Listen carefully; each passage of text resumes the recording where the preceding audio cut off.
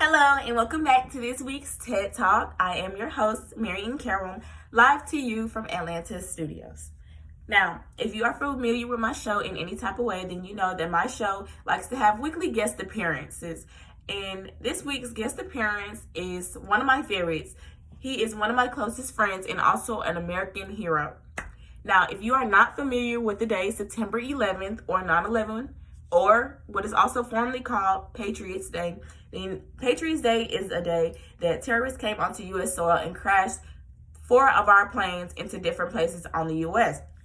Patriots Day is also a day that we have a tremendous amount of loss, and a day that we mourn every year because of the American lives we lost on that day, from the people that were at the different locations, from the people that were on the planes, to the people that were actually in the buildings, to the people that were close enough to get hit by range. Now, even though we mourn that day, we are extremely grateful for the people that helped out, and which is how my friend John Turner ties into this day.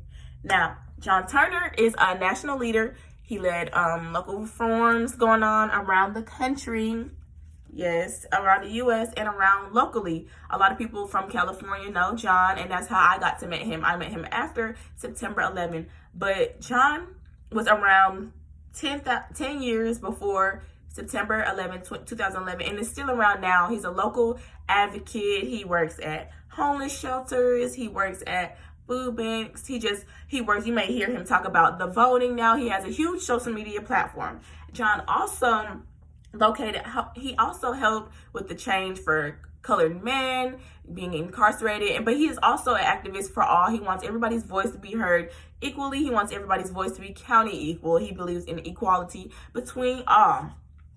John ran to the fight instead of running away from the fight on September 11th, and that's why he's the most powerful man right now standing in his community, because he showed what a true leader could be when he went to New York. He wasn't even supposed to be in New York. He just came for a trip with his family. That happened. He not only helped his family get from where they're supposed to be, but he also helped 50 plus more people, even with glass sticking from his leg, even with his eyes red from the debris. He did not care. He helped them all.